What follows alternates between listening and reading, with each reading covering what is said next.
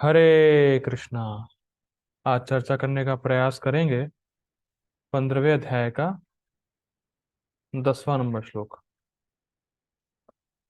तो इसके पहले वाले श्लोक में हम लोगों ने ये चर्चा की थी कि कैसे सूक्ष्म शरीर को जीव आत्मा लेके जाता है दूसरे भौतिक शरीर में। ठीक है। अब क्या थीम है देखिए। थीम ये है यहाँ पे कि जिसके पास ज्ञान चक्षु है या जिसको ट्रेनिंग प्राप्त है वही ये देख पाता है कि कैसे आत्मा इस शरीर में रह के भोग कर रही है और कैसे वो दूसरे शरीर में जाती है। मैं फिर रिपीट करूंगा। जिसके पास ये ज्ञान चक्षु है, जिसको ये ट्रेनिंग प्राप्त है आध्यात्म की, भक्ति की, वो ये देख पाता है कैसे जीव आत्मा इस शरीर में रहकर भोग कर रहा है और कैसे वो दूसरे शरीर में जाता है। और जिसको ये ट्रेनिंग प्राप्त नहीं है वो कभी नहीं देख पाता है। जिसके पास ज्ञान चक्षु नहीं वो कभी नहीं देख पाएगा इस चीज को। ठीक है, तो पहले हम लोग श्लोक पढ़ते हैं। देखिए। उत्क्रामंतम स्थितम वापि भुंजान वा गुणान्वितम विमूढ़ानानुपश्यन्ति पश्यन्ति ज्ञान चक्षुषा।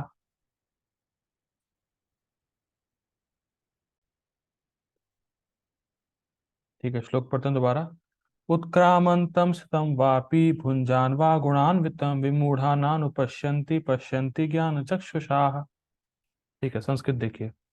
उत्क्राम अंतम मतलब शरीर को त्यागते हुए, स्थितम शरीर में रहते हुए, वापी वापी मतलब या त्यागते हुए या रहते हुए, भुंजानाम वा गुणान्वितम जब वो शरीर में है, मतलब जब जीवात्मा शरीर में है तो कैसे वो शरीर से भोग कर रहा है गुणान्वित होकर। गुणान्वित होकर मतलब प्रकृति के गुणों के द्वारा प्रेरित होकर कैसे वो इस शरीर के द्वारा भोग कर रहा है। विमूढ़ा ना अनुपश्यंती। पश्यंती का मतलब होता है देखना, अनुपश्यंती का अर्थ होता है लगातार देखना, और ना अनुपश्यंती का मतलब लगातार नहीं देखना, मतलब कभी नहीं देखना। यानी कभी नहीं देख पाता है वो व्यक्ति कि कैसे जीवात्मा इस शरीर को त्यागता है और कैसे जब वो इस शरीर में है तो वो गुणों से प्रेरित होकर भोग कर रहा है। इसको वो कभी नहीं देख पाता है। कौन? विमूढ़ा। मूढ़ा मतलब मूर्ख, और विमूढ़ा मतलब विशेषण मूर्ख, स्पेशल मूर्ख। देखिए बहुत सुंदर है। जो विमूढ़ा है, जो स्पेशल मूड है, वो देख रहा है कि शरीर का परिवर्तन हो रहा है लेकिन समझ नहीं पाता कि आत्मा शरीर से अलग है। देखिए इसको समझिए। बहुत सुंदर है। देखिए, कल आपने जो मेरा चेहरा देखा होगा और आज आप मेरा चेहरा देख रहे हैं, उसमें अंतर है। अंतर है। पहले मेरे बाल बड़े थे, दाढ़ी बड़ी थी, अब नहीं है। तो क्या अगर मैं आपसे कल पूछता कि भाई साहब आप ये बताइए कि जब मेरी दाढ़ी वाड़ी कट जाएगी, बाल वाल कट जाएंगे, तो मैं कैसा लगूंगा, तो क्या आप बता पाते?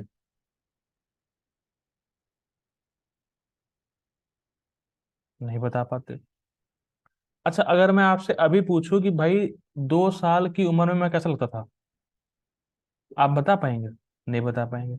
अच्छा, मान लीजिए कोई 5 साल का बच्चा हो, मैं पूछूं उसके पिताजी से कि भैया ये 5 साल का लड़का जब 50 साल का हो जाएगा तो कैसा लगेगा, क्या वो बता पाएगा? नहीं बता पाएगा।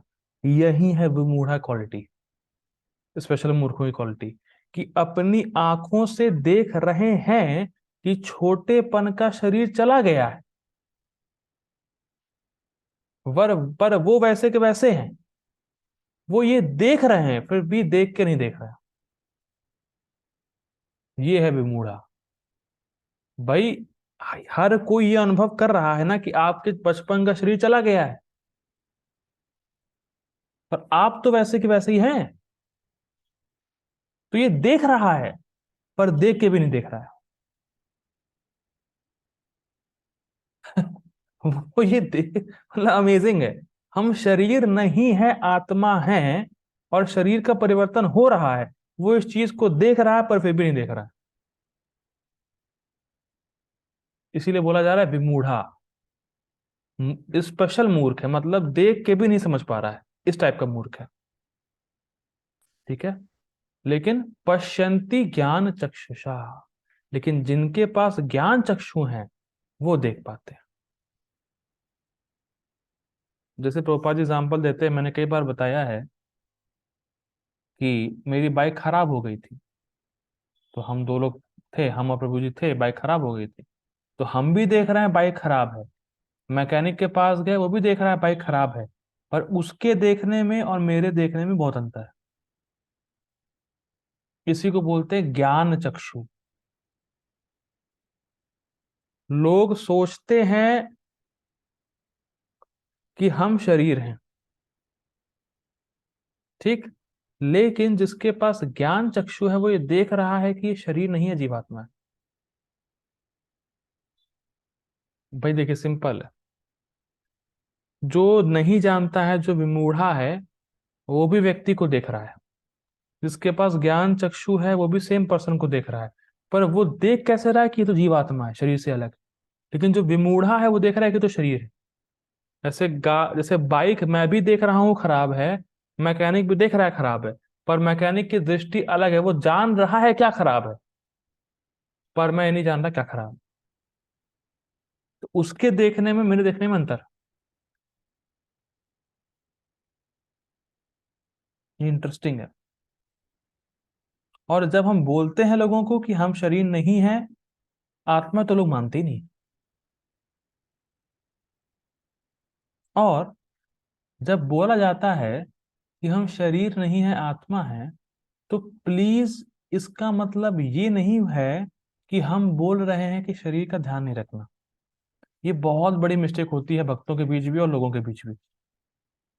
मैंने बोला हम शरीर नहीं है, आत्मा है, तो वो सोचता है कि मैं ये बोल रहा हूं कि हम तो आत्मा है केवल, और शरीर का ध्यान नहीं रखना है। पर ऐसा नहीं बोला है मैंने।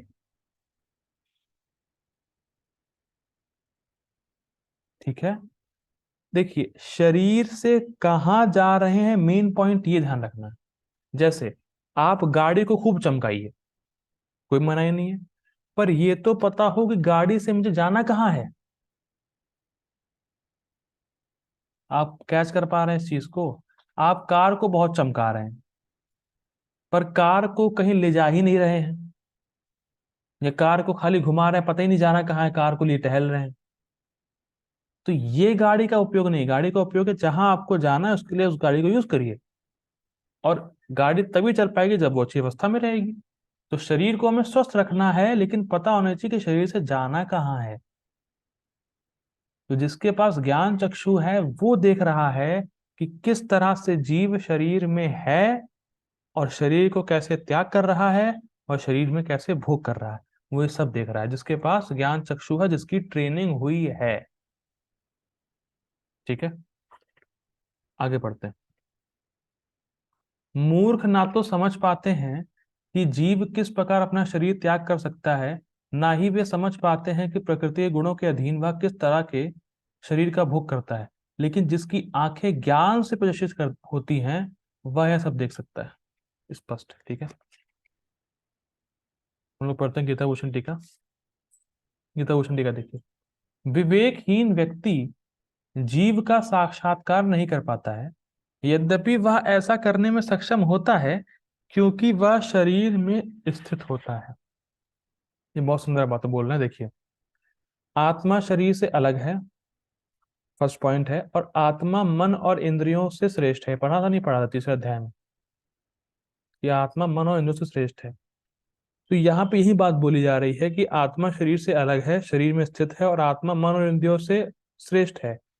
यानी कि अगर व्यक्ति प्रयास करे तो समझ सकता है कि वो शरीर से अलग है। अगर वो प्रयास करेगा तो देख पाएगा कि वो शरीर से अलग है। लेकिन सक्षम होने के बाद भी वो अपनी सक्षमता का प्रयोग नहीं करता, ये दिक्कत है। वो सक्षम है, हर जीवात्मा सक्षम है ये देखने में कि वो शरीर से अलग है, पर वो अपनी सक्षमता का प्रयोग करता नहीं है सही जगह। क्यों? क्योंकि उसको ट्रेनिंग नहीं प्राप्त है। जैसे मैं आपसे पूछूं, क्या तुम अपने हाथ हो? कहोगे नहीं। क्या तुम अपनी आंख हो? नहीं। क्या तुम अपने बाल हो? नहीं। तो ऐसे हम अपने को अलग समझ सकते हैं, लेकिन जब तक कोई ऐसे प्रश्न ही नहीं पूछेगा तो हम कैसे जानेंगे? क्या भक्ति में आने से पहले किसी ने आपसे प्रश्न पूछा, क्या तुम अपने हाथ हो? क्या तुम अपनी आंख हो? कोई ऐसा आपको मिला भक्ति में आने से पहले जिसने ये प्रश्न पूछा हो आपसे? कोई नहीं मिला। और या फिर हमें अगर बताया ही ना जाए तो हम कभी सोचेंगे ही नहीं कि मैं शरीर नहीं हूं। इसको बोलते हैं ट्रेनिंग प्राप्त करना। अगर हमें कोई बताए ही नहीं, अगर हमसे ऐसे प्रश्न पूछे ही ना जाएं, तो हम कभी ये सोच ही नहीं सकते अपने आप कि हम शरीर है ही नहीं। हम क्या सोचेंगे? मैं तो ये शरीर हूं। तो हर व्यक्ति सक्षम है खुद को शरीर से अलग देखने के लिए, लेकिन ट्रेनिंग मिलनी चाहिए। जब तक हमने ये चीज नहीं सुनी तो कभी ये विचार भी नहीं आया था। लेकिन कृष्ण की कृपा से प्रभुपाद जी की वाणी सुनी, भक्तों का संग किया तो समझ में आया। तो ऐसा नहीं है कि मुझ में कुछ स्पेशल है समझ में आ गया। हर किसी की यही हालत है। जब तक भक्तों का संग नहीं मिलेगा तब तक उनको नहीं समझ में आने वाला है, लेकिन संग मिल जाएगा समझ जाएंगे, अगर थोड़े बुद्धिमान होंगे तो। इसीलिए प्रभुपाद जी लिख रहे हैं, इसीलिए बलदेव भूषण लिख रहे हैं, विवेकहीन व्यक्ति अगर विवेक नहीं है तो भक्तों का संग मिलने के बाद भी नहीं समझेगा, और हल्का विवेक है तुरंत समझ जाएगा। ठीक है, आगे पढ़ते हैं।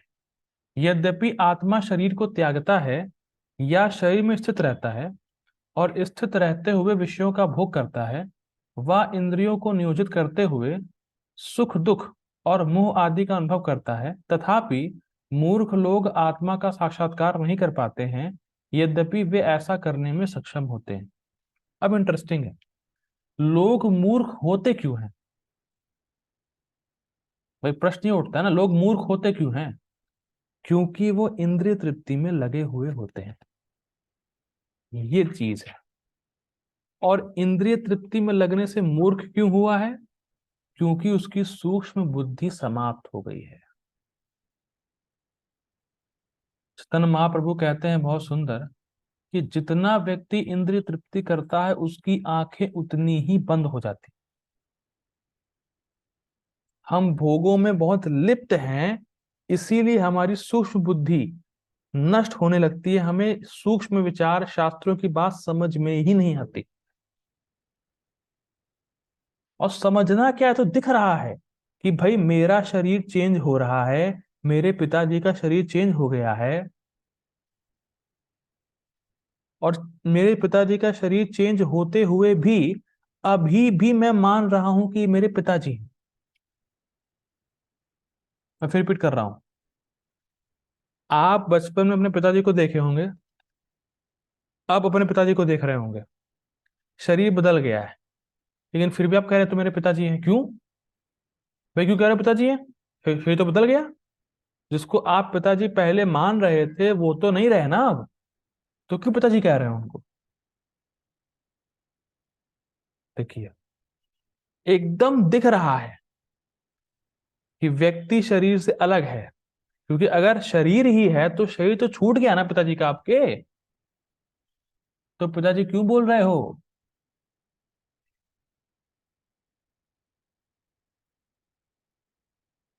देखिए, एकदम स्पष्ट दिखता है अलग, कि जीवात्मा शरीर से अलग है, फिर भी नहीं मान पाता, क्योंकि इंद्रिय भोग में इतना लगा हुआ है। बहुत ज्यादा जबरदस्त चीज है। ठीक है, इसीलिए श्लोक में आता है। हाँ, एक और इंटरेस्टिंग बात है, आप कितना भी ये साबित करने की कोशिश करो कि मैं शरीर हूं, लेकिन आप शरीर हो नहीं। कई बार लोग होते हैं कि इस सत्य को छुपाना चाहते हैं कि हम शरीर ही हैं, आत्मा नहीं है, लेकिन ऐसा पॉसिबल ही नहीं है। आप इस सिंपल प्लेन ट्रुथ को कभी नहीं छुपा सकते। सत्य सत्य है, पर आप स्वीकार नहीं कर रही है आपकी बात। इसीलिए भगवान कहते हैं धीरस तत्र न मुह्यति। जो धीर है वही देखेगा अलग। और धीर का मतलब होता है जिसने अपनी इंद्रियों को संयमित कर रखा है। देखिए, ये बात आप बिल्कुल समझ लीजिए, जितना आपकी इंद्रियों पर संयम होगा उतना आध्यात्मिक ज्ञान आपके हृदय में उतरेगा। अगर इंद्रिय संयम नहीं होगा तो सुन के भी आपको समझ नहीं आने वाला। धीरस तत्र न मुह्यति। इंद्रियां संयमित हैं, जो ज्ञान ले रहे हैं वो हृदय में ठहर रहा है और वो आपके साथ है। आप उसको याद रख रहे हैं समय आने पर। लेकिन जो इंद्रियों को छोड़े बैठा है तो वो ज्ञान तो ले रहा है, पर समय आने पे वो ज्ञान उसको याद नहीं आएगा। ये बहुत बड़ा फर्क है। तो मूर्ख है, क्योंकि वो इंद्रिय तृप्ति में लगा हुआ है। वो धीर नहीं। वो सब देख रहा है सब कुछ, पर देख के भी नहीं देख पा रहा है। ये हालत है उसकी, विशेषण मूर्ख। परंतु जो लोग विवेक युक्त ज्ञान चक्षु से युक्त होते हैं वे आत्मा को देख पाते हैं।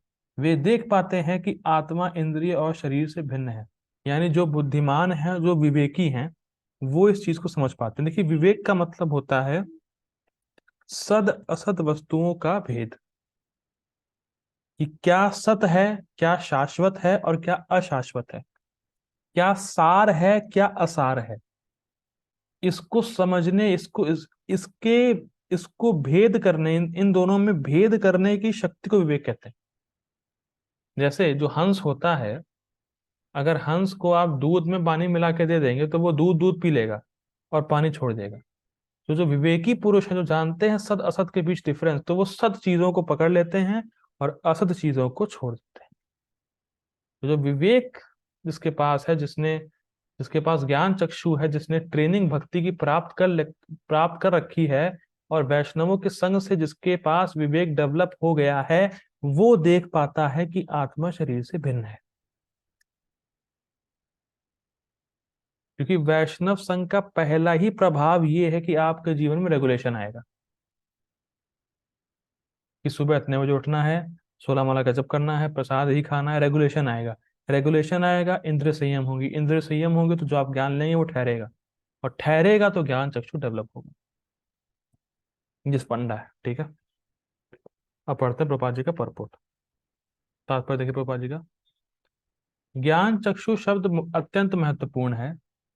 बिना ज्ञान के कोई ना तो यह समझ सकता है कि जीव इस शरीर को किस प्रकार त्यागता है, ना ही यह कि वह अगले जीवन में कैसा शरीर धारण करने जा रहा है। बहुत सुंदर। देखिए, आपको ज्ञान है इसीलिए आप ये बात समझ पाएंगे। देखिए, फर्स्ट पॉइंट क्या पापा जी कह रहे हैं कि जीव इस शरीर को किस तरह त्यागता है। तो हम जानते हैं कि जब जीव का प्रारब्ध खत्म हो जाता है तो वो शरीर को त्यागता है, ठीक।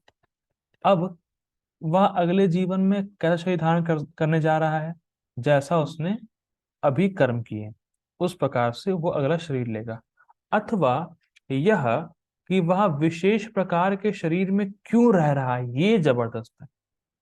इसको समझिए, तीन चीज गोपाल जी बोल रहे हैं। फर्स्ट, शरीर कब त्यागता है? प्रारब्ध खत्म होने के बाद। अगला शरीर कैसे लेगा? इस जो जन्म में कर्म करेगा वो। अब तीसरा प्रोपात जी कह रहे हैं कि इस समय ये व्यक्ति इस मानसिकता में क्यों है, ये समझना, कि इस समय ये इस प्रकार का बिहेवियर क्यों कर रहा है, इसके पास इस समय ये प्रकार का स्वभाव क्यों है, इसको भी समझता है। लेकिन लोग नहीं समझ पाते। कि जैसे उन्होंने पहले कार्य किए हैं वही अब फलीभूत हो रहे हैं।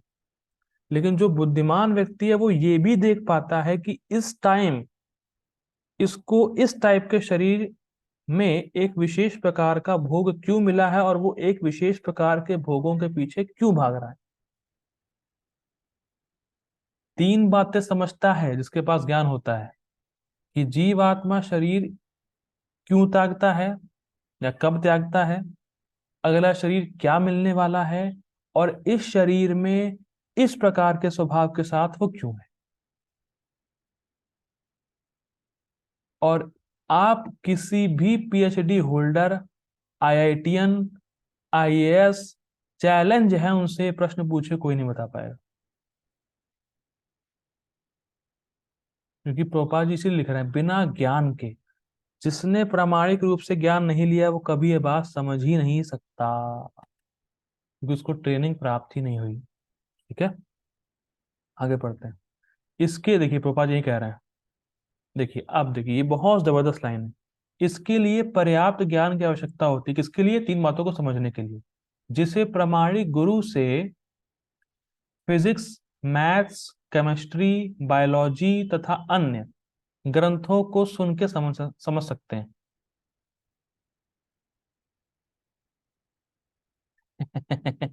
लोग यही पढ़ रहे हैं इसलिए मैंने बोला।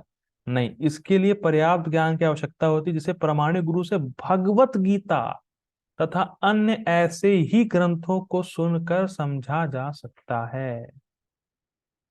जब तक आप गीता प्रामाणिक रूप से नहीं पढ़ेंगे आप इन चीजों को कभी नहीं समझने वाले, क्योंकि इस प्रकार का ज्ञान और कहीं किसी किताब में है ही नहीं।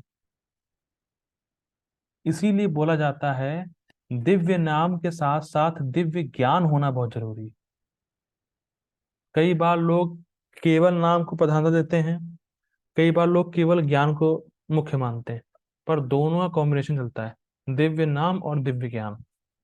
क्योंकि दिव्य ज्ञान होगा तभी हम जानेंगे कि हमें किस चेतना में या सही चेतना में हम कैसे नाम जप करें।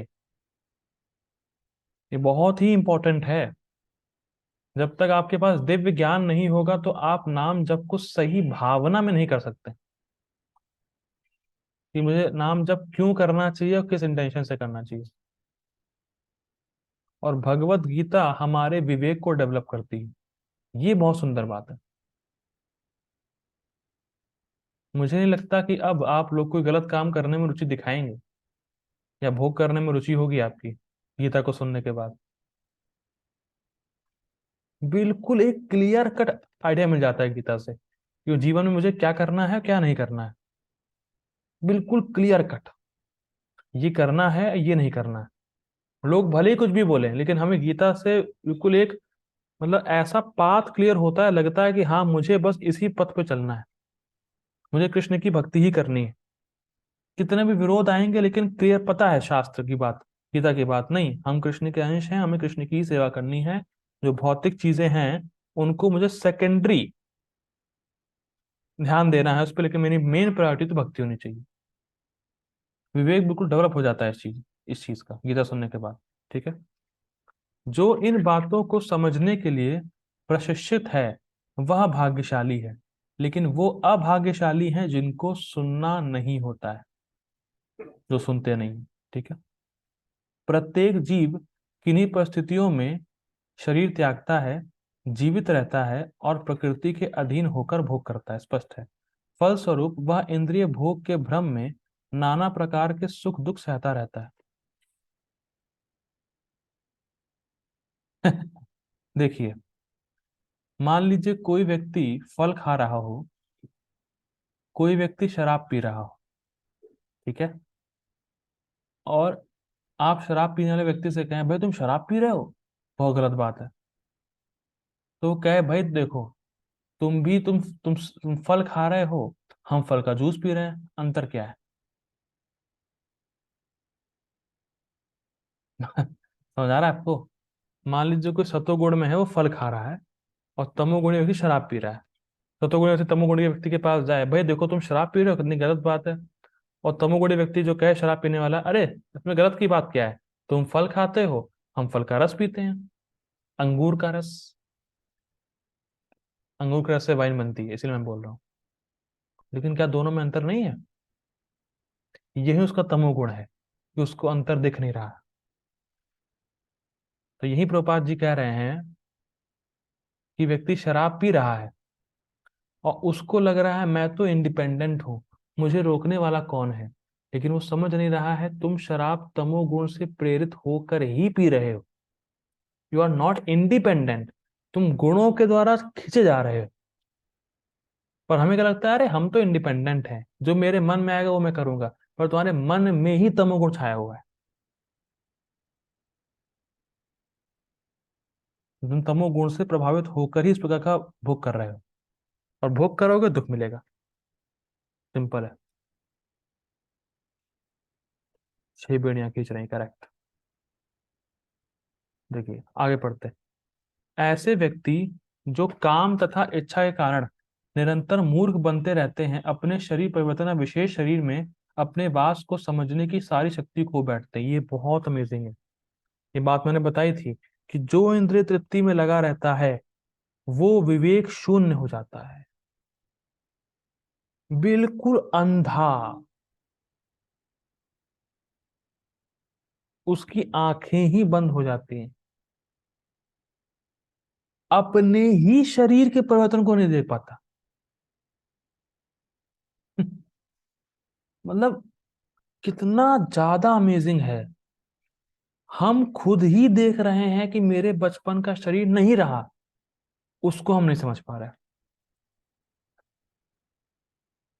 बचपन की फोटो भी देखते हैं, बातें भी करते हैं लोगों से, देखो बचपन में ऐसा लगता था, लेकिन फिर भी नहीं समझ पा रहे। मूर्ख, निरंतर मूर्ख बनते रहते हैं। निरंतर मतलब क्या है? ना अनुपश्यंती, लगातार नहीं देखते, मतलब कभी देख ही नहीं पाते, क्योंकि भोगों में इतना लिप्त है। बहुत ही अमेजिंग है। लेकिन प्रभुपाद जी कृपा से, भक्तों की कृपा से हम इस प्रकार से नहीं हैं। तो हम बहुत भाग्यशाली हैं अगर देखा जाए तो। ठीक है। वे इसे नहीं समझ सकते, किंतु जिन्हें आध्यात्मिक ज्ञान हो चुका है वे देखते हैं कि आत्मा शरीर से भिन्न है, और यह अपना शरीर बदल कर विभिन्न प्रकार से भोगता रहता है। ठीक है। ऐसे ज्ञान से युक्त व्यक्ति समझ सकता है कि इस संसार में बद्ध जीव किस प्रकार कष्ट भोग रहे हैं। अतएव जो कृष्ण भावना में अत्यधिक आगे बढ़े हुए हैं वे इस ज्ञान को सामान्य लोगों तक। अब मैं थोड़ा कठोर बोलने वाला हूँ, आगे पढ़ते हैं। अतएव जो लोग कृष्ण भावना अमृत में अत्यधिक आगे बढ़े हुए हैं वे इस ज्ञान को सामान्य लोगों तक पहुंचाने में प्रयत्नशील रहते हैं, क्योंकि उनका बद्ध जीवन अत्यंत कष्टप्रद रहता है। देखिए, आपने किसी पागल को देखा है? आपने किसी पागल को देखा है? पागल को रोडों पे बहुत घूमते हैं आजकल। तो दूसरा व्यक्ति पागल ही है, समझिए। डिप्रेशन में आके शादी करता है तो बीवी भाग जाती है, या बीवी डिप्रेशन में होती है। बहुत केस सुनने को आ रहे हैं, कोई डाइवोर्स है। बहुत लफड़े हैं आजकल, तो शादी भी करने वाले नहीं है। तो देखिए, आपने किसी पागल को देखा होगा, जनरली कोई दिक्कत नहीं, देखे रोड पे मिल जाते हैं। बहुत गंभीर बात बोलने वाला हूँ मैं। पागल कभी हंसता है और कभी रोता है। ठीक है। पर क्या आपको उसको देखकर दया नहीं आती?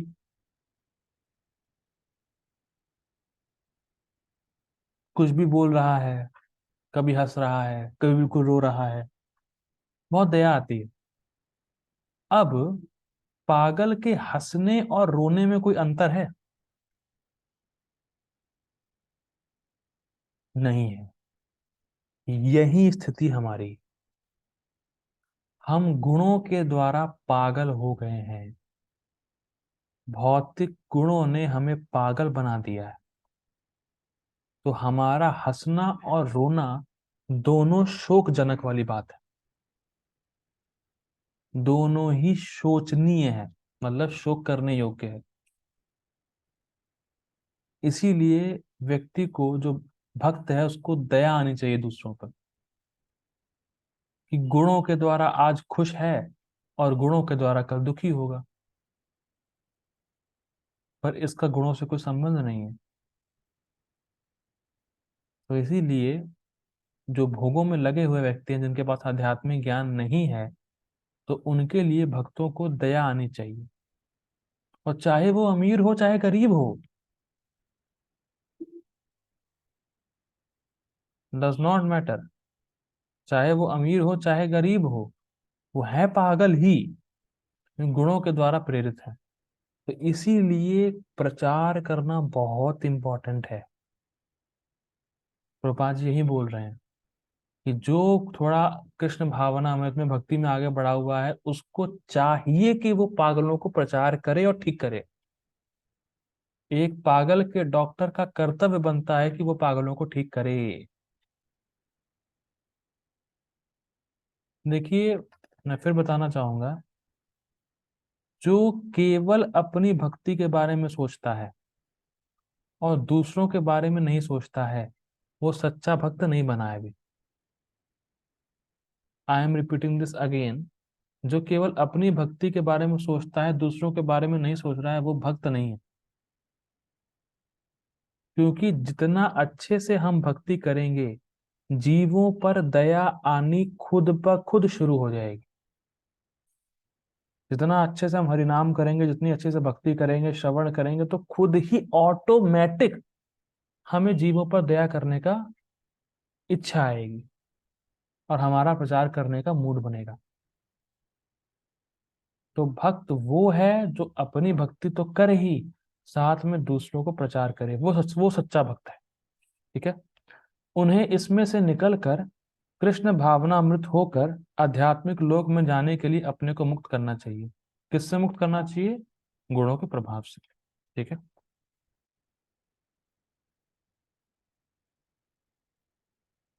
ओके, मैं ऐसा कर रहा हूँ, मैं मीटिंग एंड कर रहा हूँ। Please join again for next shloka. Hare Krishna. Thank you for joining. Hari बोल।